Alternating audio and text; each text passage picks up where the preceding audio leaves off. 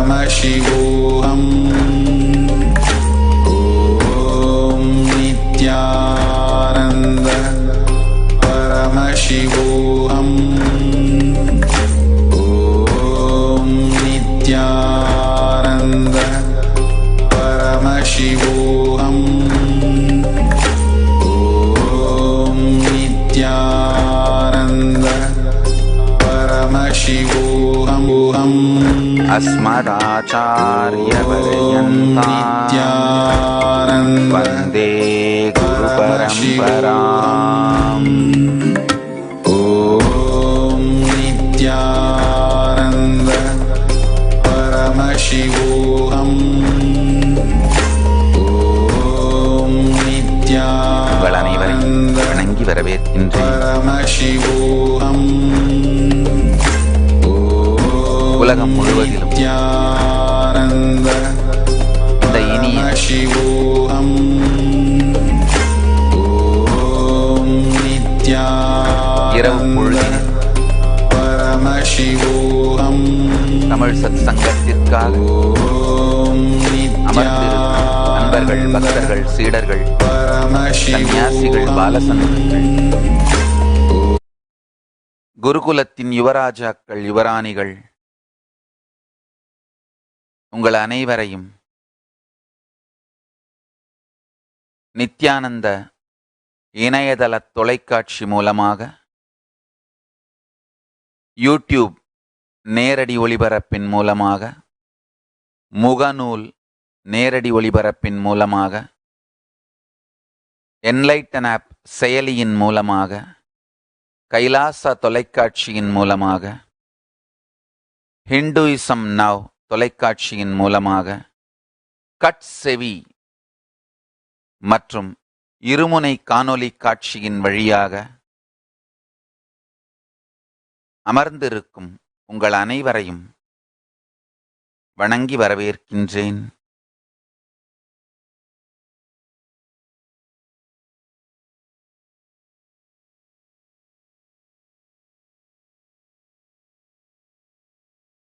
சத்சங்கத்தில்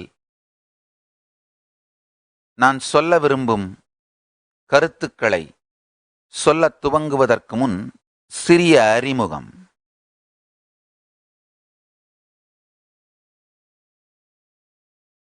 பெரிய பெரிய ஹீரோங்களுக்கெல்லாம் பஞ்ச் டயலாக் கொடுக்கணும்னா விசிலடிச்சு கேட்குற ரசிகர்கள் வேணும். ஆன் டிமாண்ட் ரசிகர்கள் அவர்களுடைய ஆன் டிமாண்டுக்கு ஏற்ற மாதிரி இவங்க பஞ்ச் டயலாக் கொடுப்பாங்க. ஆனால் நாம் பேசுறது ஆன் டிமாண்ட் கிடையாது, டியூ டு ப்ரெஷர். கேட்பவர்களின் விருப்பத்திற்காக நான் பேசவில்லை, சொல்லப்படுகின்ற சத்தியத்தின் சக்தியினால் பேசுகின்றேன். ஆழ்ந்து கேளுங்கள். கேட்பவர்கள் விருப்பத்திற்காகவோ கேட்பவர்கள் தேடலுக்காகவோ நான் பேசவில்லை. அது எனக்கு இரண்டாம் பட்சம். நீங்க யாருமே இல்லைன்னாலும் நான் பாட்டுக்கு உட்கார்ந்து இந்த இசையை இசைத்து கொண்டே இருப்பேன்.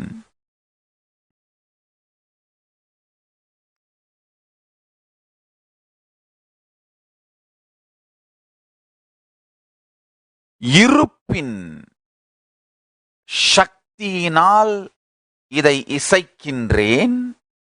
கேட்பவர்கள் பற்றி எண்ணமே இரண்டாவது பட்சம்தான்.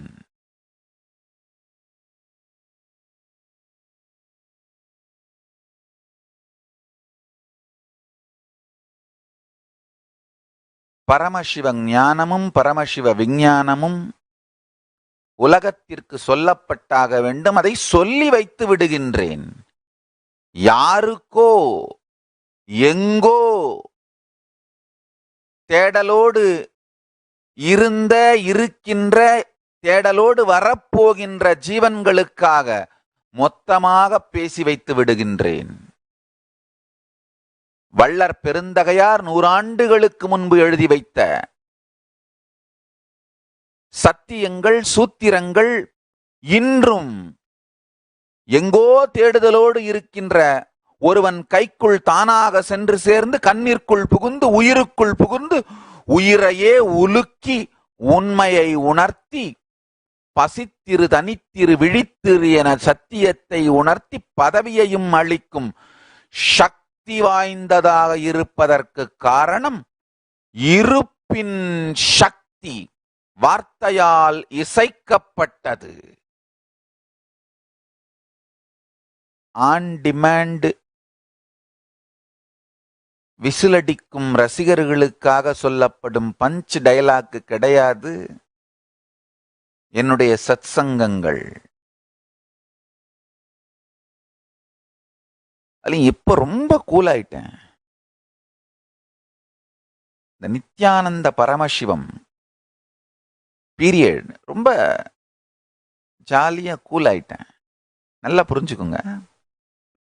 நான் எப்படி பிஹேவ் பண்ணுவேன்னு தெரிஞ்சுக்கணும்னா ஆகமத்தை புரட்டி பாருங்க. ஆகமத்துல என்ன சொல்லியிருக்கோ அப்படியே பிஹேவ் பண்ணுவேன். தாக்கப்படும் பொழுது தைரியம் வெளிப்படுத்தப்படணும். ஜெயித்த பிறகு பணிவு. ஜெயிச்சிட்டங்கய்யா. பரமசிவன் பேரருளால், பராசக்தியின் பேரருளால், காலபைரவன் எப்போதும் நம்மையும் நம் சங்கத்தையும் காப்பாற்றிக் கொண்டிருப்பதனால் வென்று விட்டேன்யா, ஜெயிச்சிட்டேன். அதனாலதான் மிகுந்த பணிவோடு இருக்கிறேன்.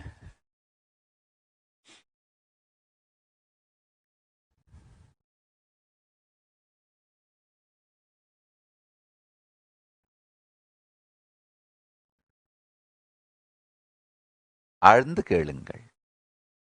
சித்திரமும் கைப்பழக்கம், செந்தாமிழும் நாப்பழக்கம். என்னடா விட்ட இடத்துல இருந்து அப்படியே துவங்குறாரே. விடவே இல்லை, அதனாலதான் அப்படியே துவங்குறேன். சித்திரமும் கைப்பழக்கம், செந்தாமிழும் நாப்பழக்கம். இன்னும் அந்த சத்தியங்களை முழுமையா உள்வாங்கணும். எப்படி? பளு தூக்குவதனால், வெயிட் லிஃப்டிங் எக்ஸசைஸ் எல்லாம் பண்ணோம்னா, யோகா எல்லாம் பண்ணோம்னா, பிசிக்கலா செய்யற ஆசனங்கள் செஞ்சோம்னா சதை தசையாக மாறி, தமிழ்ல தான் இருப்புக்கும் மொழிக்கும் இணைந்த உறவு, ரியாலிட்டியும் லாங்குவேஜும் ஃபோனட்டிக் லிங்குவிஸ்டிக் ரிலேஷன்ஷிப் மட்டும் இல்லாம ரியாலிட்டிக்கும் லாங்குவேஜுக்குமே ஒரு இயைந்த உறவு உடைய மொழி தமிழ் மொழி. நல்லா புரிஞ்சுக்குங்க. சத்தியத்தை பொதுவெளியில் உரைத்திட சம்ஸ்கிருதமும், தனி வெளியில் உரையாட தமிழும் பெருமான் செய்தார். சப்த ரிஷிகளுக்கு சத்தியம் சொல்ல சம்ஸ்கிருதமும், தாயார் உமையன்னைக்கு சத்தியங்கள் சொல்ல தமிழும் வகுத்தார்.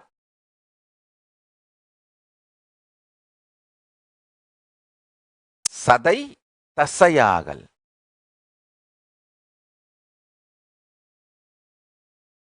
பளு தூக்குதல்,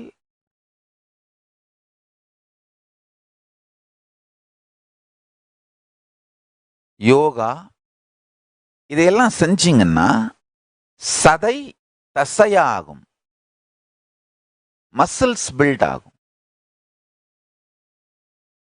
வெயிட் லிஃப்டிங் பண்ணா மசில்ஸ் பில்ட் ஆகி பிசிக்கல் ஃபார்ம் சேஞ்ச் ஆகும். யோகா பண்ணா உள்ளுக்குள்ள அந்த குண்டலினி சக்தியின் உயிர்நிலை அதிகமாகி இருப்பை நேரடியாக அனுபவிக்கின்ற ஆற்றல் பெருகும். நல்லா புரிஞ்சுக்கோங்க. எது சுகமோ அதையே சுகமாக உணர்தல், எது துக்கமோ அதையே துக்கமாக உணர்தல், எது அழகோ அதையே அழகாக உணர்தல், எது நன்மையோ அதையே நன்மையாக உணர்தல்,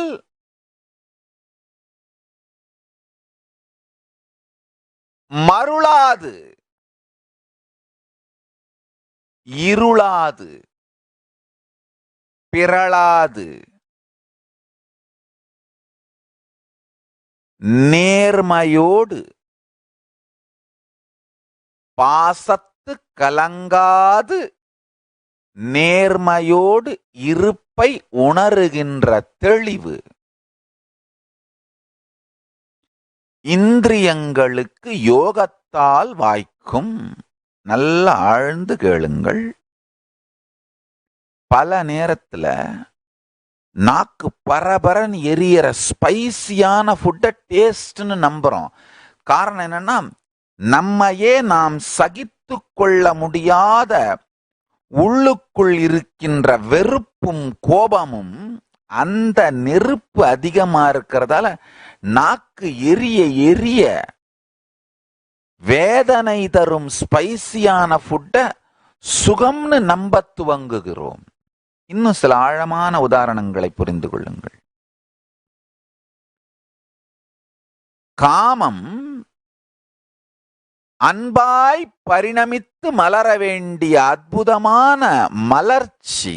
ஆனா வெல்லுதல் வேட்டை ஆடுகின்ற வெல்லுதல் உணர்ச்சி மேம்படுவதை காமம்னு தவறாக புரிந்து கொள்ள துவங்குகிறோம். கொஞ்சம் நீங்கள்லாம் உங்களுடைய உணவு பழக்கம், உங்களுடைய காம பழக்கத்தை எல்லாம் ஆழ்ந்து சிந்தித்து பாருங்கள்.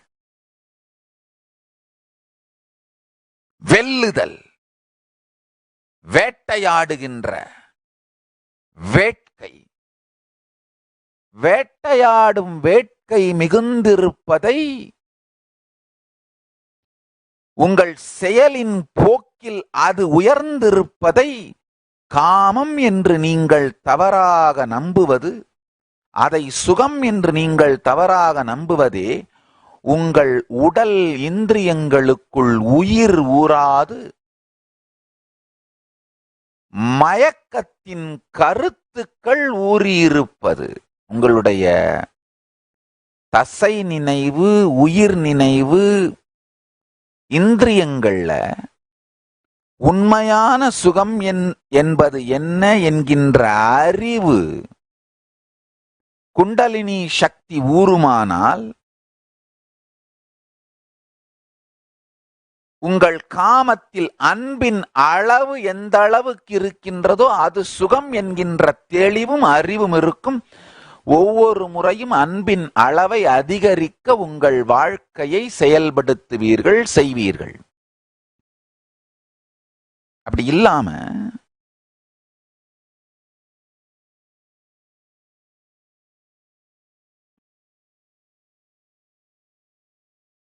மாயையில் மயங்கி கிடப்பீர்களானால், மாயையில் மயங்கி கிடப்பீர்களானால், வாழ்வை பற்றிய நேர்தெளிவு இல்லாமல் போகுமானால், நேர்தெளிவு இல்லாத துக்கம்,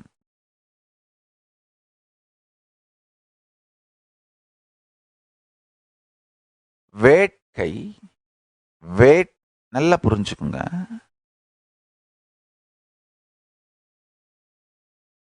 வேட்டையாடுகின்ற செயல், வேட்டையாடும் பொழுது நீங்கள் அனுபவிக்கின்ற உணர்வு, உணர்ச்சி, அதனால் வருகின்ற திருப்தி புணர்ச்சியோடு இணைந்தால் வாழ்வில் மருட்சியும் நேர்மை இல்லாத சுகம் சார்ந்த கருத்து, துக்கம் சார்ந்த கருத்தை நீங்கள் உள்வாங்கி அதை வைத்து முடிவுகள் எடுக்க துவங்கி விடுவீர்கள். நல்லா புரிஞ்சுக்குங்க.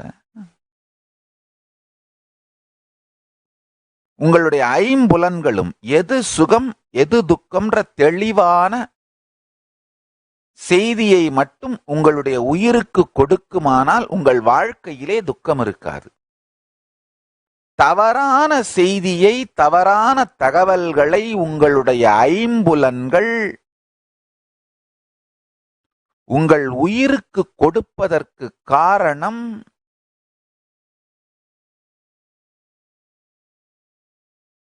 உயிர் சக்தி, குண்டலினி சக்தி உங்களுக்குள் ஊராது ஒரு மந்தமான நிலையிலேயே வாழ்ந்துட்டு போயிட்டு இருப்போம். என்கிட்ட ஒரு அன்பர் வந்தாரு.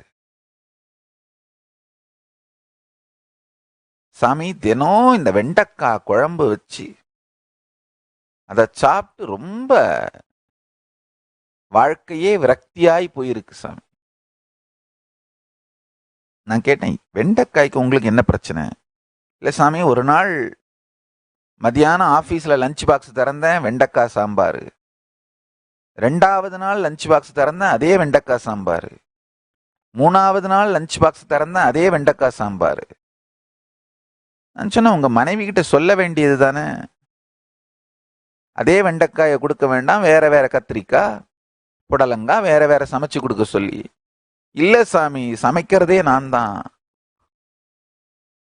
அப்புறம் என்னையா பிரச்சனை? இல்லை, மறந்து போயிடுறேன் சாமி, சமைக்கும் பொழுது வெண்டைக்காய் பிடிக்காதுன்னு மறந்து போயிடுறேன். லஞ்ச் பாக்ஸை திறந்தாத்தான் வெண்டைக்காய் எனக்கு பிடிக்காதுன்னு ஞாபகத்துக்கே வருது. நல்லா புரிஞ்சுக்குங்க, இது ஒன்றும் ஜோக் இல்லை. உங்க எல்லார் வாழ்க்கையிலையும் இதே மாதிரி நீங்க வாழறீங்கன்றத புரிஞ்சுக்குங்க. திரும்பி பாருங்க. பல நேரத்தில் கருத்து தெளிவை இருப்பாக வைத்துக் கொள்ளுகிற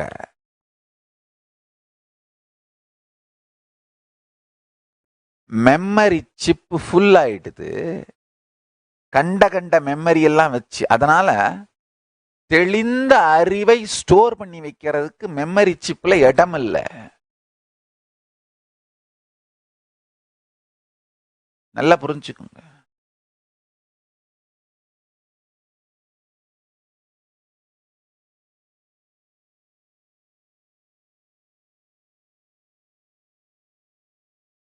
சுகம் எது, துக்கம் எது,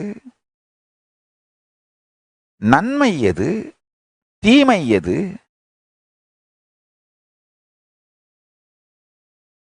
அப்படிங்கிற தெளிந்த அறிவை உங்களுடைய இந்திரியங்கள், புலன்கள் உங்களுக்கு சொல்லுமானால் அதுவே போதுமானது. நேர்மையோடு உங்கள் புலன்களும் இந்திரியங்களும் இயங்குகின்ற விதத்திலே உடலையும் மனதையும் வைத்துக் கொள்வதற்கு பெயர்தான் யோகம்.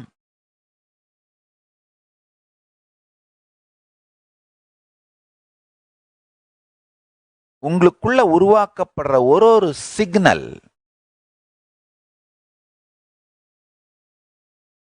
ஓ இது ருசியா, இது ருசி, இது கடுப்பா, இது கடுப்பு, இது நேர் சுகமா, இது நேர் சுகம், இது இல்ல துக்கமா, துக்கம், அப்படின்னு நேர்மையோடு எளிமையோடு இந்த சத்தியங்கள் உங்களுக்கு, உங்கள் உயிருக்கு சொல்லப்பட்டு அது சார்ந்து முடிவுகள் எடுக்கப்பட்டு வாழ்க்கை கழியுமானால் அதுவே நேர்மையான சைவ சிவபரம்பொருளை சார்ந்து சிவபரம்பொருளோடு இணைந்து திருக்கயிலாய வாழ்க்கை முறையை வாழுகின்ற இனிமையான வாழ்க்கை அமைந்துவிடும்.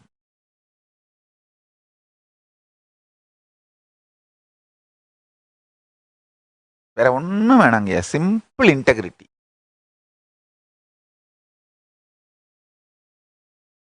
Simple integrity.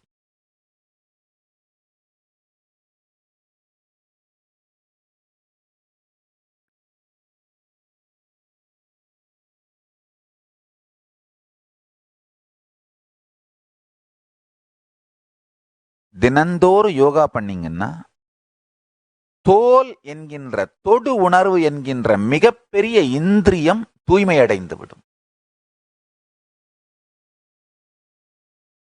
அப்ப இந்த தொடுதல் புணர்ச்சி சார்ந்த எல்லா பேட்டர்ன்ஸும் தெளிந்த அறிவோடு இருக்கும். அன்பின் உயர்ச்சியே காமத்தின் பலன். வேட்டையாடலும் வேட்டையாடும் வேட்கையும் அதனால் வரும் திருப்தியும் காமமோ காமத்தின் பலனோ ஆகாது.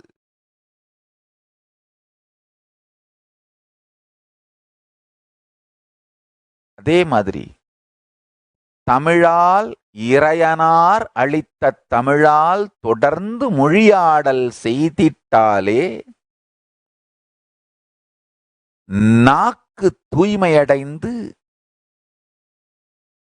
பேச்சு சார்ந்து சிந்தனை சார்ந்து மட்டுமல்ல, சுவையை ஏற்றுக்கொள்ளும் அந்த தன்மையிலும் நாக்கு முழுமையடைந்து சரியான சுவையை மட்டும் சுவை என்று உணர்த்தும். அதாவது மிருகங்களை கொன்று அவைகளை உண்பது மிருக நிலையிலேயே மனிதனை வாழ வைத்து விட்டுகின்ற ஒரு வாழ்க்கை முறை. பல பேர் என்கிட்ட சொல்றது உண்டு, அந்த காலத்துல எல்லாம் எல்லாம் மிருகங்களை கொன்று சாப்பிட்டுருக்காங்களே. ஐயா, அப்போ மிருகம் அப்படிங்கிற நிலையிலிருந்து முழுமையாக மனித பரிமாணத்தின் உச்சத்தையோ மனிதன் என்கின்ற நிலையிலிருந்து தெய்வ பரிமாணத்தின் உச்சத்தையோ எட்டாத நிலையில் இருந்த மக்கள்.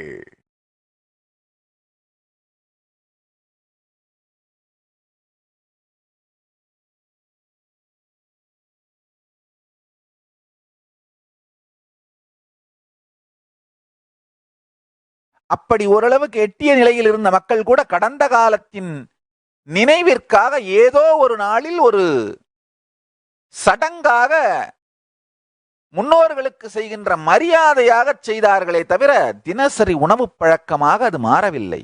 நல்லா புரிஞ்சுக்கோங்க. மனிதன் மனித நிலைக்கும் அதை தாண்டிய தெய்வ நிலைக்கும் செல்ல வேண்டுமானால் உணவு பழக்கத்திலே இனிமை இருக்க வேண்டும். நான் எடுத்து வச்சு சாப்பிட்டா இனிமையா இருக்குமா? என்ன சொல்றோம்?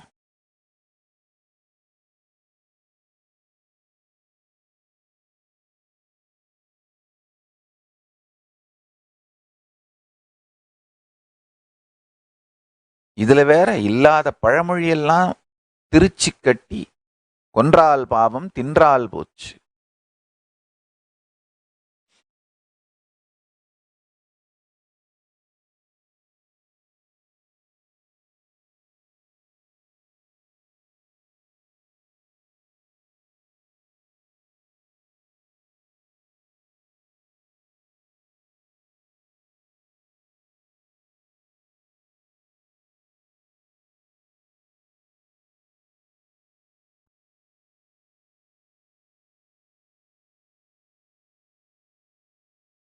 ஆழ்ந்து கேளுங்கள்.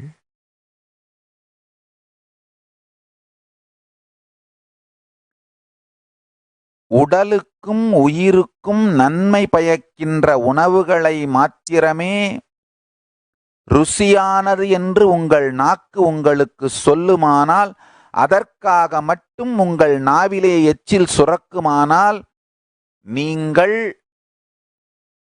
நிரந்தரமான ஆரோக்கியமானவர், ஜீவன் முக்தர். உங்கள் நாக்கு நேர் நின்று நெறியோடு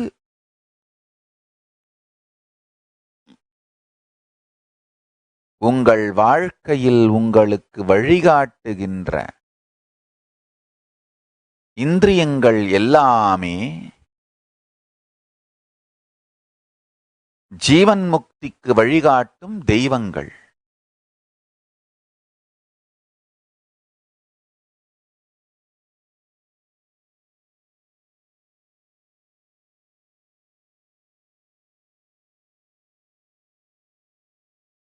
நாக்கிற்கு யோகம் தமிழால் ஆடல்.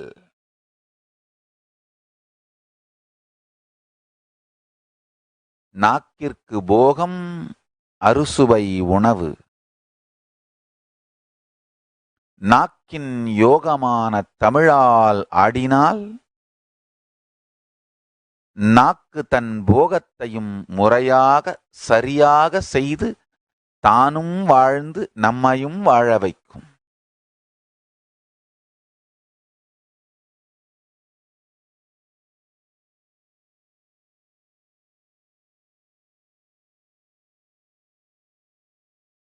உணர்ச்சியும் உணர்வும்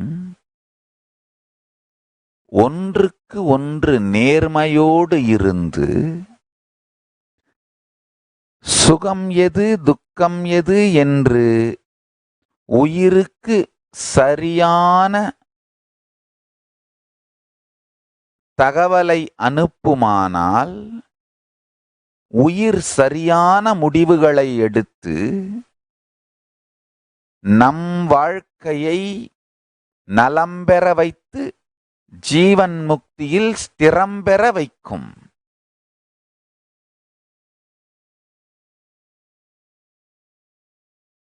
சித்திரமும் கைப்பழக்கம் செந்தமிழும் நாப்பழக்கம் எனும் இந்த 2 வார்த்தை மூலம் உங்களுக்கு நான் சொல்ல விரும்புகிற கருத்து,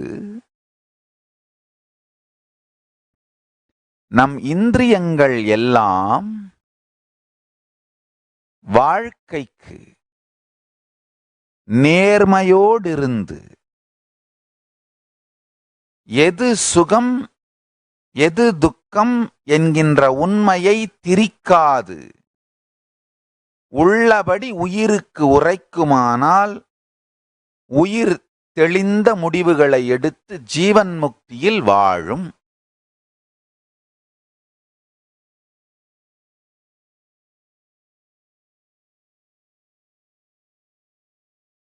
இந்த சத்தியத்தை உள்வாங்கி தியானியுங்கள். அடுத்த 4 வரிகளான சரியை வாழ்வு பழக்கம், கிரியை மனப்பழக்கம், யோகம் உணர்ச்சி பழக்கம், ஞானம் உணர்வு பழக்கம், இந்த 4 வரிகளுக்கும் தொடர்ந்து அடுத்தடுத்த சத்சங்கங்களில்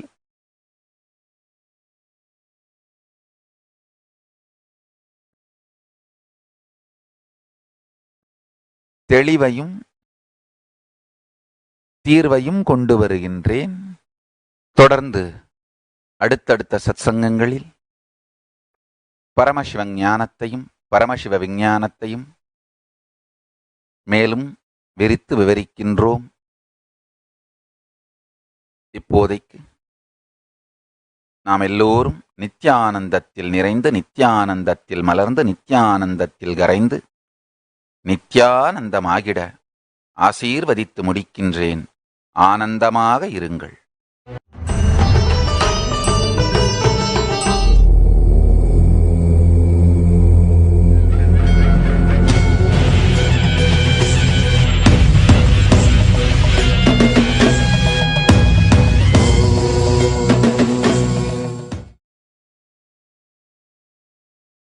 ஓம் நித்யானந்தேஸ்வர பரமசிவசமாரம்பாம் நித்யானந்தேஸ்வரி பராசக்திமத்யமாம் அஸ்மதாச்சார்யபர்யந்தாம் வந்தே குருபரம்பராம்.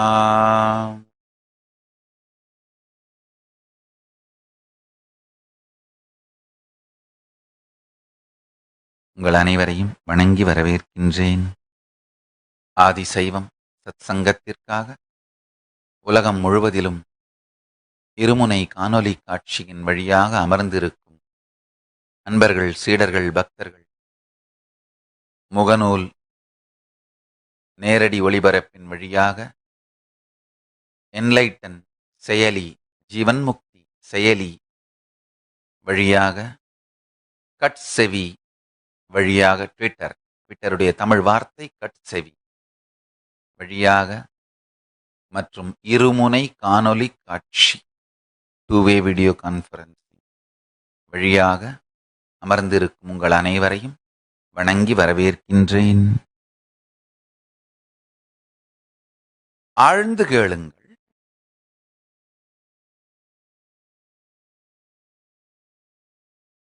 அடிப்படையான இந்த சத்தியங்களை ஆழ்ந்து உள்வாங்குங்கள். Listen intensely and carefully.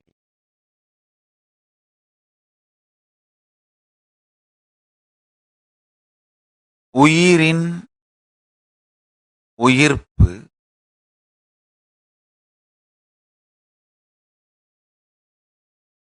உயிர் அடுத்த நிலைக்கு செல்லுகின்ற பரிமாண வளர்ச்சி. ஆழ்ந்து கேளுங்கள். உயிரின் உயிர்ப்பு உயிர் அடுத்த நிலைக்கு செல்லுகின்ற பரிமாண வளர்ச்சி. இந்த சத்தியத்தை ஆழ்ந்து உள்வாங்குங்கள். ஆழ்ந்து கேட்பதன் மூலமாகவே இந்த சத்தியம் உயிர் உணர்விற்குள் புகுந்து உங்களுக்குள் இதை மலர வைத்து விடுவதற்கான சாத்தியக்கூறுகள் அதிகம். நிமிர்ந்து அமர்ந்து முழுமையாக உள்வாங்கி இதை ஆழ்ந்து கேளுங்கள். உயிர் தான் உயிர்த்திருக்கும் காரணத்தின் குறிக்கோளை அடைவதற்கு பரமசிவ பரம்பொருள் உயிரை அடுத்தடுத்த நிலைக்கு வழிகாட்டிக் கொண்டே இருக்கின்றார். அதைதான் உயிரின் பரிணாம வளர்ச்சின்னு சொல்றோம். வேறொரு பரிமாணத்திற்குள் உயிர் செல்வது பரிணாமம். வேறு அடுத்தடுத்த பரிமாணங்களுக்குள் உயிர் செல்வது பரிணாம வளர்ச்சி. அமீபாவில் இருந்து மீனாக, மீனில் இருந்து அடுத்தடுத்து குரங்கு வரை, குரங்கில் இருந்து மனித உடல் வரை, பிறகு மகா கைலாசத்திலிருந்து உயிர் சக்தி பூமிக்குள் அன்னை பராசக்தியால் கொண்டு வரப்பட்டு மனிதன் அடுத்த நிலையிலே அடுத்த நிலை பரிணாம வளர்ச்சியடைந்து அடுத்த நிலை பரிமாணத்திற்குள் நுழைவது சாத்தியப்படுத்தப்பட்டது. பிறகு முருகனின் மலர்ச்சி, முருகப்பெருமான் மலர்ச்சி, திருக்கையிலையிலிருந்து பூமிக்கு வந்த அடுத்த நிலை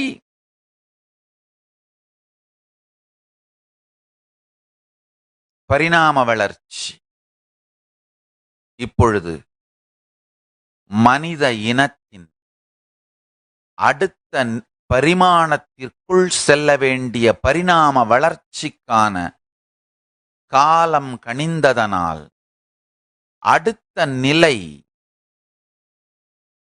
அடுத்த பரிமாணத்திற்குள் செல்ல வேண்டிய பரிணாம வளர்ச்சியின் உயிர்கூற்றை பரமசிவ பரம்பொருள் இந்த மேனிக்குள் இறக்கி உலகத்திற்கு அளிப்பதற்காக செயல்பட்டு கொண்டிருக்கின்றது. ஆழ்ந்து புரிந்து கொள்ளுங்கள்.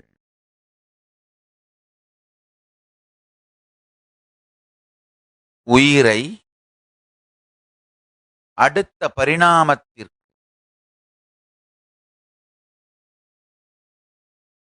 உயிர் வளர்ச்சியை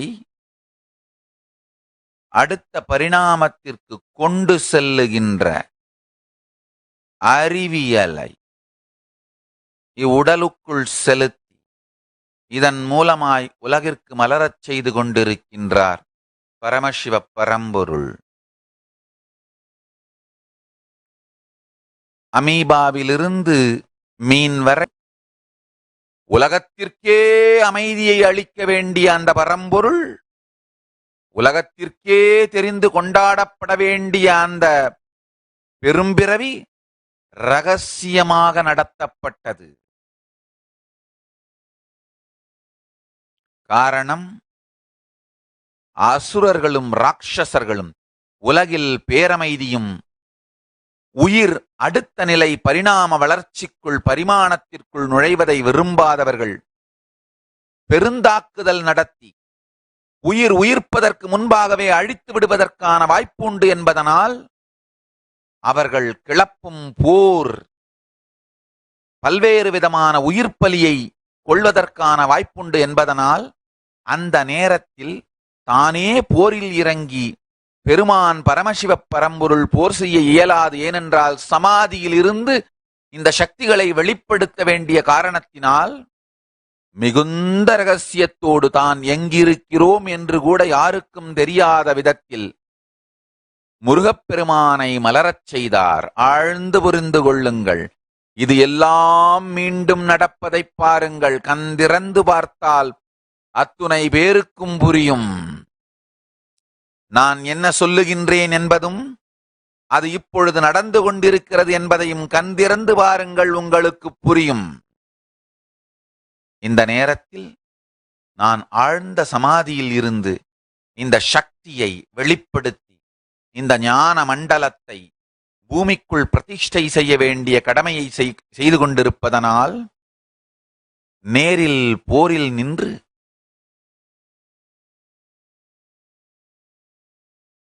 சமர் செய்து போர் செய்து காலத்தை வீணடிக்க முடியாது. அதனால்தான் எங்கிருக்கிறோம் என்று கூட யாருக்கும் தெரியாத விதத்தில் இருந்து கொண்டு இந்த மிகப்பெரிய திருக்கையிலாய ஞான மண்டலத்தை பூமிக்கு பகிர்ந்தளித்துக் கொண்டிருக்கின்றேன். மனித இனமே, உனது பரிணாம வளர்ச்சியில் அடுத்த பரிமாணத்திற்குள் செல்ல வேண்டிய நேரம் வந்துவிட்டது. விழித்துக்கொள்.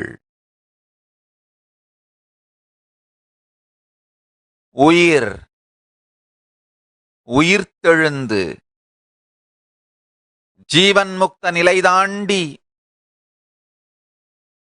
பரமசிவ நிலைக்குள் மலர்ந்து எழ வேண்டிய காலம் வந்துவிட்டது. எல்லாம் சரியாக நிறுத்தி பொருத்தி அமைத்திடுவதற்காகத்தான் 40 ஆண்டுகள் காத்திருந்தேன். இப்பொழுது காலம் கனிந்து விட்டது. வெற்றி நமதே, வெற்றி நமதே. எல்லாம் சரியாக இருப்பதனால்தான் இப்பொழுது பரமசிவ பரம்பொருள் அனைத்தையும் திருக்கையிலாய ஞானத்தை, பரமசிவ ஞானத்தை வெளிப்படுத்த துவங்கிவிட்டார். ஆழ்ந்து புரிந்து கொள்ளுங்கள். இப்பொழுது வீசும் ஞான பேரலையில் வெறும் எளிமையான நேர்மையான குருபக்தியோடு மட்டும் நாம் அமர்ந்திருந்தால் கூட போதும். இந்த ஞான பேரலை நம்மை கைலாயத்திற்கு கொண்டு சென்றுவிடும்.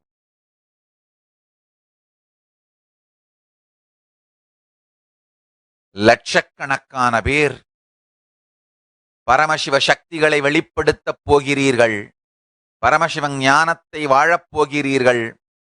பரமசிவ ஞானம் பொங்கி பொங்கி உலகுக்கெல்லாம் நன்மை செய்கின்றது, செய்ய துவங்கிவிட்டது. அதனால்தான் ராட்சசர்களும் ராட்சசிகளும்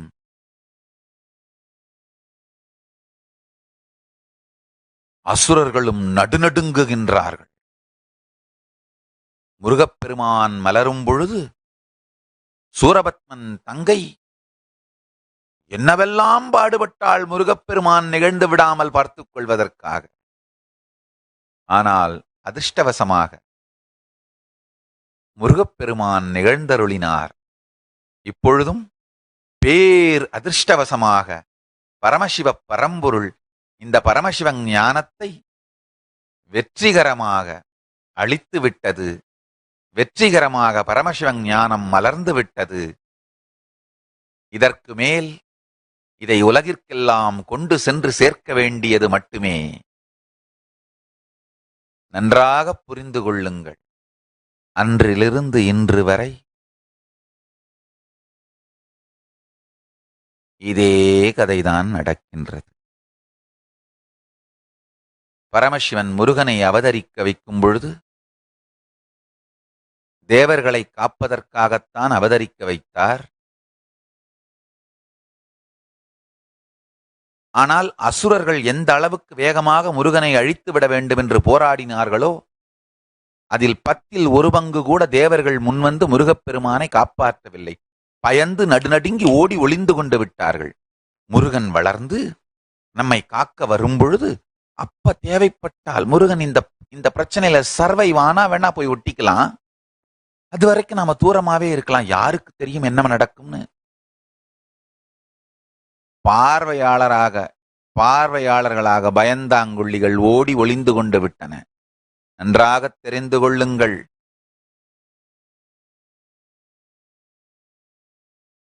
வென்றார்க்கும் வரலாறு உண்டு, தோற்றார்க்கும் வரலாறு உண்டு. பார்த்து கொண்டிருந்த பைத்தியங்களுக்கு வரலாற்றில் ஒரு வரி கூட கிடையாது.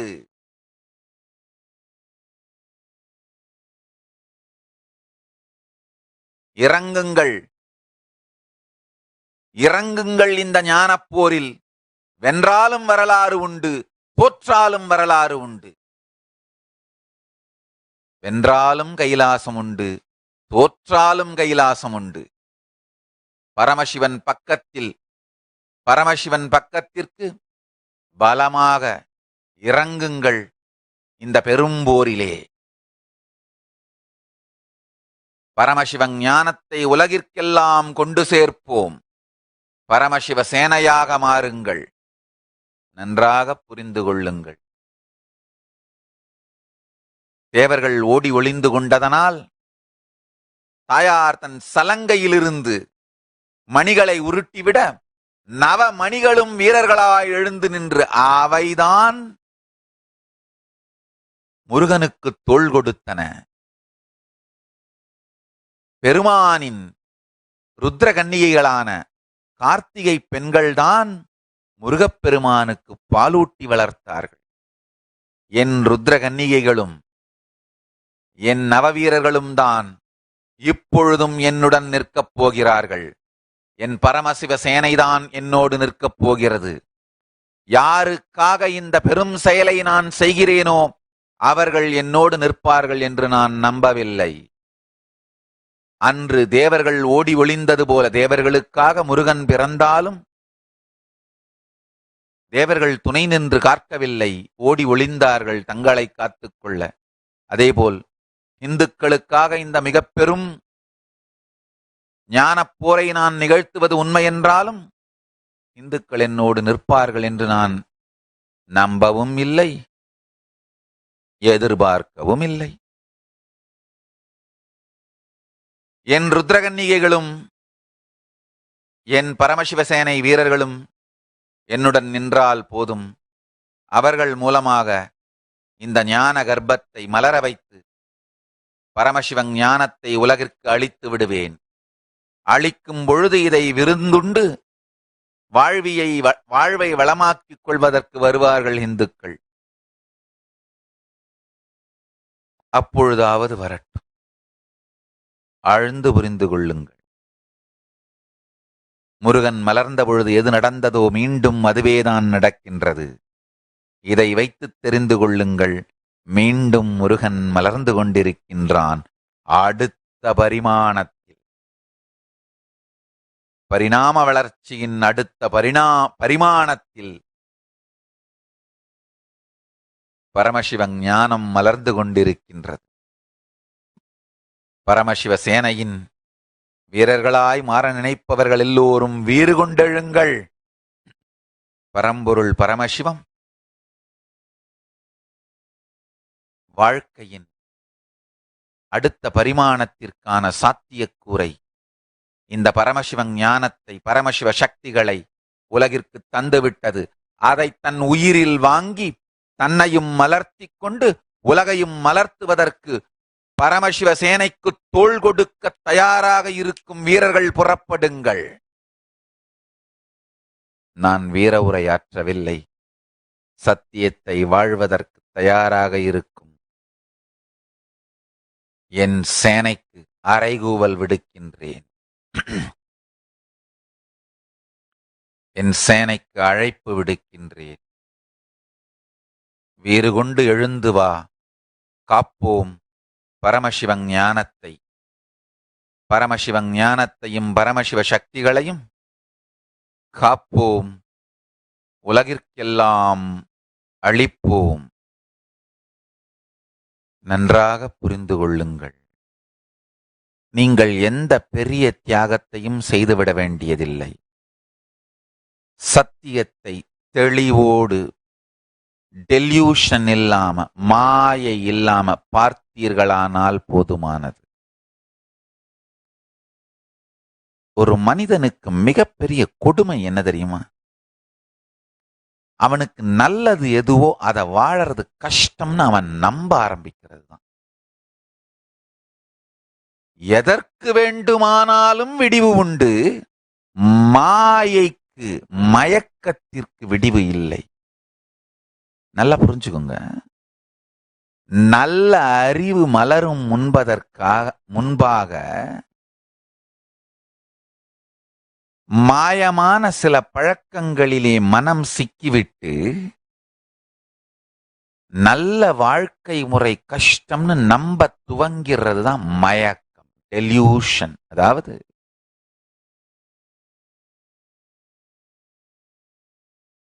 போதை வஸ்துக்கள் எடுக்காமல் வாழ்ந்தால் ரொம்ப நாள் ஆரோக்கியமா, தெளிவா, இனிமையா வாழலாங்கிறது சத்தியம். ஆனா இந்த அறிவு நமக்கு வருவதற்கு முன்பாக சின்ன வயசுலேயே படுபாவிகள் பணத்திற்காக போதைப் பொருளை பழக்கு விடுபவர்கள், அவங்க உங்களை போதைக்கு அடிமையாக்கிட்டாங்கன்னா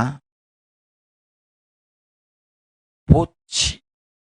அப்ப என்ன ஆகுனா, போதைப் பொருள் இல்லாம வாழறது கஷ்டம்னு நம்ப ஆரம்பிச்சிடுறீங்க. அவ்வளவுதான்.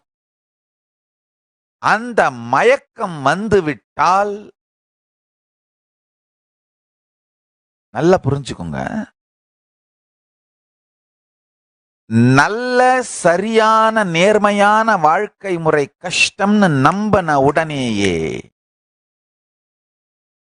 அந்த டெல்யூஷன்ல இருந்து வெளியில வர்றதுக்குள்ள, போதை வஸ்துல இருந்து வெளியில வந்து ஒரு நேர்மையான வாழ்க்கையை வாழ ஆரம்பிக்கிறதுக்குள்ள, இந்த போதை வஸ்து அவனுடைய மனதையும் முதுகெலும்பையும் அரித்து விட்டு இருக்கும்.